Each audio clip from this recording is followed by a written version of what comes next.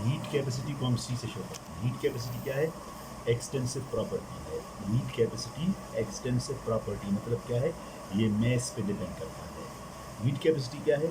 It is the amount of heat, heat की वो quantity required to raise the temperature of substance by 1 degree या 1 kelvin. किसी भी substance का हम टेम्परेचर एक डिग्री बढ़ाने में, किसी भी सब्सटेंस का टेम्परेचर को 1 डिग्री या 1 केल्विन बढ़ाने में कितना हीट चाहिए, वो है हीट कैपेसिटी। किसी भी सब्सटेंस का जो है वो टेम्परेचर 1 डिग्री या 1 केल्विन बढ़ाने में कितना हीट चाहिए, वो हीट कैपेसिटी है। और ये एक्सटेंसिव है, क्योंकि अगर मेरे पास एक गिलास पानी होगा, उसको उसका टेम्परेचर 1 डिग्री बढ़ाने में मुझे टाइम कम लगेगा। अगर मेरे पास जो है वो फर्स्ट करो 5 गिलास पानी है, तो उसका एक टेम्परेचर डिग्री बढ़ाने के लिए मुझे टाइम ज़्यादा चाहिए, तो मतलब ये एक्सटेंसिव है, क्योंकि ये मैस पे, जितना मैस ऑफ वाटर बढ़ेगा तो 1 डिग्री को जो है वो 1 डिग्री के लिए आपको टाइम भी ज़्यादा लगेगा, क्योंकि जब वाटर का अमाउंट बढ़ेगा तो 1 डिग्री को सारे वाटर को एब्जॉर्ब करने में क्या हो जाएगा, टाइम भी लगेगा। हम कहेंगे ये हीट कैपेसिटी एक्सटेंसिव प्रॉपर्टी है। अगर आपके पास 1 लीटर पानी है, इस 1 लीटर पानी बस को उसका टेम्परेचर कितना है, उसका टेम्परेचर आपने नोट किया 15.5 है। अब उसका टेम्परेचर आपको 15.5 तक, मतलब उसका टेम्परेचर 14.5 है, उसका टेम्परेचर आपको 15.5 तक मतलब 1 डिग्री बढ़ाना है। इसके बढ़ाने के लिए आपको कितना हीट चाहिए, वो है हीट कैपेसिटी। अगर 1 लीटर है तो हीट कम चाहिए। अगर आपके पास 5 लीटर पानी है, उसका एक टेम्परेचर बढ़ाने के लिए उसके लिए आपको हीट क्या चाहिए, ज़्यादा चाहिए। मतलब जितना मैस बढ़ेगा वाटर का अमाउंट, उतना क्या हो जाएगा, आपको टाइम भी ज़्यादा लगेगा। इसलिए ये एक्सटेंसिव प्रॉपर्टी है। तो इसका यूनिट क्या होगा, देखो, amount of heat required to raise temperature of 1 degree. इसका यूनिट आप हीट दोगे, हीट किस में दोगे, किलो जूल्स में। हीट दोगे किलो जूल्स में ना, और हीट आप दोगे किलो जूल्स में, और टेम्परेचर कितना बढ़ाना है 1 डिग्री, तो क्या होगा, इसका ये हो जाएगा। तो सी यानी हीट किससे होगा, आप हीट किस दोगे, हीट दोगे किलो जूल्स या जूल्स में, और टेम्परेचर किस में दोगे, डिग्री में या केल्विन में। अगर इसको बताओ तो इसका यूनिट क्या हो जाएगा, किलो जूल्स पर डिग्री, किलो जूल्स पर डिग्री, या किलो जूल्स पर केल्विन, किलो जूल्स पर डिग्री या किलो जूल्स पर केल्विन। ये इसका क्या हो जाएगा, यूनिट हो जाएगा। तो हीट कैपेसिटी का यूनिट क्या है, जब किलो जूल्स ऊपर, हीट ऊपर आएगा और टेम्परेचर यानी डिग्री नीचे आएगा, तो किलो जूल्स पर डिग्री, किलो जूल्स पर केल्विन इसका यूनिट है। तो ये एक्सटेंसिव प्रॉपर्टी है। दूसरा है स्पेसिफिक हीट, ये होता है इंटेंसिव प्रॉपर्टी। जो स्पेसिफिक हीट है ये लिक्विड्स के लिए, सॉलिड्स के लिए होता है, और ये जो है वो क्या होता है, हमने कहा इसका फार्मूला क्या है, देखो, ये किलो जूल्स हीट पर डिग्री या पर केल्विन, ये इसका फार्मूला। ठीक, उसके बाद स्पेसिफिक हीट, ये इंटेंसिव प्रॉपर्टी है, इसको हम लिक्विड्स और सॉलिड को यूज़ करेंगे। इंटेंसिव प्रॉपर्टी क्या है, ये इंटेंसिव प्रॉपर्टी है, क्या, स्पेसिफिक हीट। इंटेंसिव क्यों है, ये मेस ऑफ सब्सटेंस पे डिपेंड नहीं करेगा। वजह क्या है, क्योंकि स्पेसिफिक हीट क्या है, अमाउंट ऑफ हीट सेम है, सिर्फ यहाँ में सिर्फ एक चीज़ लिखना है, अमाउंट ऑफ हीट सेम है। ये amount of heat required to raise the temperature of what liquid और सॉलिड, क्योंकि ये लिक्विड सॉलिड के लिए होता है। Amount of heat required to raise the temperature of substance, देखो ये amount of heat required to raise the temperature को रेज कहाँ से, 1 डिग्री या 1 केल्विन से। लेकिन यहाँ क्या है, यहाँ 1 ग्राम के लिए होता है, मतलब यहाँ 1 ग्राम फिक्स है। वाटर का 1 ग्राम को 1 ग्राम वाटर के 1 ग्राम को 1 डिग्री हीट बढ़ाने में कितना टाइम लगेगा, वो है। यहाँ 1 ग्राम क्या है, फिक्स है। यहाँ 1 ग्राम के लिए है, 1 ग्राम के लिए इतना है, तो 2 ग्राम के लिए डबल करेंगे, मतलब यहाँ फिक्स है ये। तो स्पेसिफिक हीट कैपेसिटी किसके लिए होता है, लिक्विड्स के और सॉलिड्स के लिए। इसकी निशानी क्या है, एस है, सिंपल। तो ये सेम इसी की तरह है, फ़र्क क्या है, यहाँ अमाउंट ऑफ सब्सटेंस फिक्स है। स्पेसिफिक हीट कैपेसिटी क्या है, amount of heat required to raise the temperature of 1 gram, solid and liquid by 1 degree और 1 केल्विन। 1 ग्राम सॉलिड या 1 ग्राम लिक्विड के टेम्परेचर को 1 डिग्री तक बढ़ाने के लिए कितना हीट चाहिए, वो होता है स्पेसिफिक हीट की। जैसे कि वाटर है, वाटर का स्पेसिफिक क्या होता है 4.21 किलो जूल्स, ये 4.21 होता है इसका 42, ये इसका वाटर का क्या होता है स्पेसिफिक हीट 1 ग्राम के लिए। 2 ग्राम होगा तो डबल हो जाएगा, तो ये इसके लिए होता है। इसका फार्मूला क्या है इसको देखो, तो हम इसके लिए क्या इसको एस शो करेंगे, एस स्पेसिफिक हीट है। सप्लाई हीट करेंगे किस फॉर्म में, किलो जूल्स डिवाइडेड बाय किससे होगा, पर डिग्री। लेकिन यहाँ क्या हमने लिखा है, सब हीट 1 डिग्री देंगे मतलब 1 डिग्री देंगे, या हम क्या कहेंगे 1 केल्विन, एक ही चीज़ है। 1 केल्विन डिग्री, 1 डिग्री या 1 केल्विन टेम्परेचर बढ़ाएंगे किसको 1 ग्राम, तो 1 ग्राम यानी एम। तो ये इसका फार्मूला, और इसको हम ऐसे लिख सकते हैं s is equal kilo joules, क्योंकि जब आप टेम्परेचर को बढ़ाएगा टेम्परेचर में क्या होगा डिग्री में, पहले कितना था 14, अब कितना है 15 है, मतलब चेंज आ गया ना, इसको हम ऐसे लिखेंगे। तो मेस क्या लिखेंगे, डेल्टा टी डिग्री है या डेल्टा टी केल्विन, मतलब चेंज इन टेम्परेचर, सिंपल। तो इसमें एक इम्पॉर्टेंट चीज़, जब स्पेसिफिक हीट क्या है, it is amount of heat to raise the temperature of 1 gram of liquid and solid by 1 degree.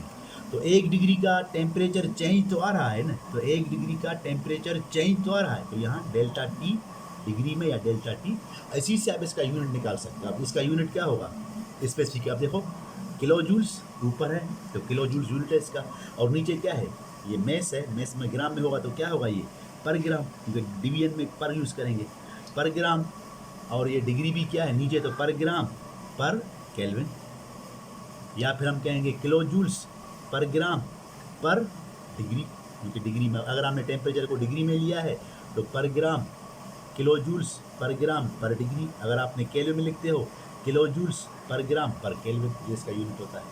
एक और चीज़, अगर डेल्टा टी यानी टेम्परेचर क्या है 1 डिग्री है, और अगर मेस भी क्या है ग्राम, मेस भी कितना ग्राम है 1 ग्राम है। अब देखो अगर, और हीट की निशानी क्या होती है क्यू, हम क्यू कहते हैं हीट को, तो हम कहेंगे जब ये चीज़ होता है तो इसको मैं इस फार्मूले से लिखता हूँ q divided by m delta t. तो ये टी क्या हो सकता है केल्विन भी हो सकता है, डिग्री जो भी है। अब देखो अगर मेस 1 है और टेम्परेचर चेंज भी 1 है, अगर मल्टीप्लाई होंगे आंसर क्या आएगा 1 आएगा, तो हम क्या आएंगे ये दोनों आपस में क्या हो जाएंगे इक्वल। तो जब मेस क्या है सब्सटेंस का 1 ग्राम है और चेंज इन टेम्परेचर भी 1 है, तो हम कहेंगे स्पेसिफिक हीट किससे होगा, किससे होगा क्यू से इक्वल होगा। तो कभी कभी आता है कि when q becomes equal to s, s और क्यू कब इक्वल होंगे, जब आपका टेम्परेचर चेंज 1 होगा और ग्राम आपका 1 होगा। तो जब 1 ग्राम होगा तो मल्टीप्लाई करो आपका आंसर ये 1 ही आएगा, तो मतलब ये आपस में इक्वल हो जाएगा। जब टेम्परेचर आपका 1 डिग्री है और मेस 1 ग्राम है तो एस और क्यू आपस में क्या होते हैं इक्वल होते हैं। इसमें फार्मूला ये आपको अगर स्पेसिफिक हीट कैलकुलेट करना है आपको ये फार्मूला लगाना है, ये आपको हीट मिला होगा, मेस ऑफ सब्सटेंस मिला होगा, चेंज इन टेम्परेचर भी मिला होगा, तो ये इससे आप इसको करोगे। आपको इसमें अगर आपको क्या निकालना है, अगर आपको क्यू निकालना है, अब देखो यहाँ देखो क्यू और मेस यहाँ आपस में क्या हो रहे हैं डिवाइड हो रहे हैं। अगर मैं क्यू को बाहर निकालूँ तो ये यहाँ डिवाइड हो रहे हैं, तो यहाँ जाके क्या हो जाएंगे मल्टीप्लाई, तो s into m into delta, ये दो फार्मूला बन के आते हैं। दोनों फार्मूला याद करो, इस फार्मूला से आप स्पेसिफिक हीट कैलकुलेट करते हो, और इस फार्मूला से हम क्या कर सकते हैं हीट जो एब्जॉर्ब हुआ या हीट जो रिलीज हुआ उसको हम कैलकुलेट करते हैं। मोलर हीट कैपेसिटी सेम है। मोलर हीट कैपेसिटी क्या होता है, amount of heat required to raise the temperature, और मोलर हीट कैपेसिटी मोस्टली किसके लिए होता है गैसेस के लिए होता है। मोलर हीट कैपेसिटी ये भी कौन सा प्रॉपर्टी है, ये भी इंटेंसिव प्रॉपर्टी है, मतलब ये भी इनके 1 मोल की बात कर रहा है। जब 1 मोल की बात कर रहा है तो 1 मोल फिक्स है, तो मतलब वो मेस पे डिपेंड नहीं कर रहा है।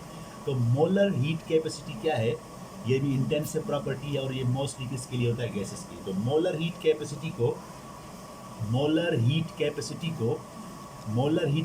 हम सी से शो करते हैं। मोलर हीट कैपेसिटी को, या यहाँ इसमें आप एम लगा सकते हो, जो भी है लगा सकते हो, सी यहाँ एम, मतलब मोलर, ये सी हीट कैपेसिटी है, एम लगाओगे मोलर हीट कैपेसिटी।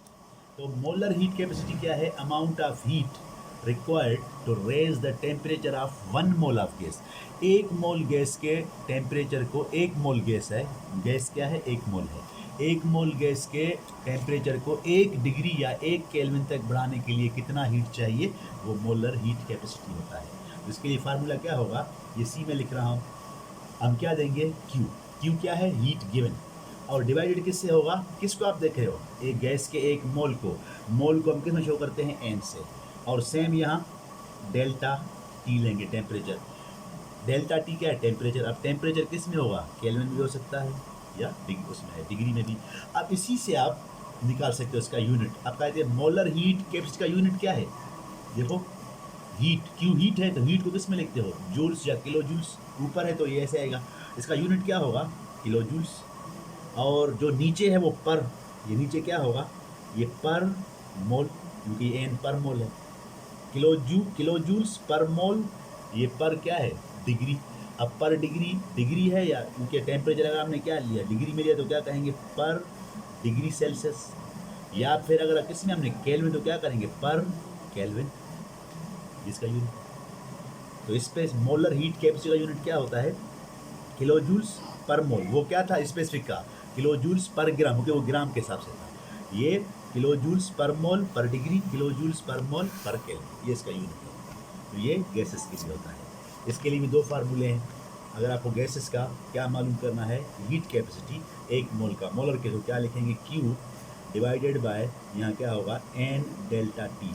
इससे आप इसको मोलर हीट कैपेसिटी करते हैं। दूसरा, अगर हमें क्यू मालूम करना है तो क्यू मालूम करने के लिए क्या होगा? जब ये इसको निकालोगे तो ये यहाँ डिवाइड हो रहा है, यहाँ क्या होगा? इसके साथ मल्टीप्लाई होगा। तो सी इंटू क्या होगा? N number of moles into delta t. तो ये 2 फार्मूला, एक फार्मूला ये, 2 फार्मूला, 2 फार्मूला, ये इंपॉर्टेंट है। इसमें कभी के सवाल आता है कि सी यानी मोलर हीट कैपेसिटी है वो क्यू के बराबर कब होगा? तो सेम चीज़ है। अगर आपने 1 मोल लिया है, अगर आपने कितने मोल लिया है? 1 मोल लिया है, और टेम्परेचर भी कितना है? 1 डिग्री है, तो ऊपर क्या है? किलो जूल्स है, यानी इस तरह से होता है। अगर आपने, ये क्यू है, और आपने मोल कितने लिए है? 1 मोल, और डिग्री भी कितना है? 1 डिग्री है। फर्स्ट कर इनको मल्टीप्लाई पर आंसर क्या है? 1 आएगा ना, तो ये आपस में क्या हो जाएंगे? तो सी यानी मोलर हीट कैपेसिटी क्यू के इक्वल कब होगा? जब सब्सटेंस 1 मोल होगा और टेम्परेचर 1 डिग्री होगा। तो ये हमारा हो गया कैलोरीमेट्री। कैलोरी मतलब हीट, मेट्री मतलब मेट्री। कैलोरीमेट्री क्या होता है? ये वो मेथड है, कैलोरीमेट्री क्या है? ये वो मेथड है जिसमें किसी भी रिएक्शन में कितना हीट एब्जॉर्ब हुआ, कितना हीट रिलीज हुआ, उसको कैलकुलेट करने का तरीका है कैलोरीमेट्री। तो कैलोरीमेट्री 2 टाइप्स के, एक होता है ग्लास कैलोरीमीटर, एक होता है बॉम्ब कैलोरीमीटर। जो ग्लास कैलोरीमीटर है ये मोस्टली किस रिएक्शन के लिए होता है? न्यूट्रलाइजेशन रिएक्शन के लिए होता है। और glass calorimeter at constant pressure होता है। इसको हम कहाँ करते हैं? कांस्टेंट प्रेशर, बस। दूसरा है बॉम्ब कैलोरीमीटर। ये हीट ऑफ कंबस्शन के लिए, मतलब ग्लूकोज, एक ग्लूकोज के मोल से कितना हीट निकलेगा, 1 ग्राम से कितना हीट निकलेगा, पेट्रोल है, फ्यूल से कितना हीट निकल रहा है। तो बॉम्ब कैलोरीमीटर में ये हम किसके यूज़ करेंगे? हीट ऑफ कंबस्शन को कैलकुलेट करने के लिए। और इसमें इतना इंपॉर्टेंट नहीं, बस इसको कहाँ यूज़ करेंगे? Heat of combustion. और ये कहाँ होता है? At constant volume. ये कहाँ होता है? Constant volume. और बॉम्ब कैलोरीमीटर में आप प्रेशर कितना लगते हो? 20 से 25 एटमॉस्फेयर।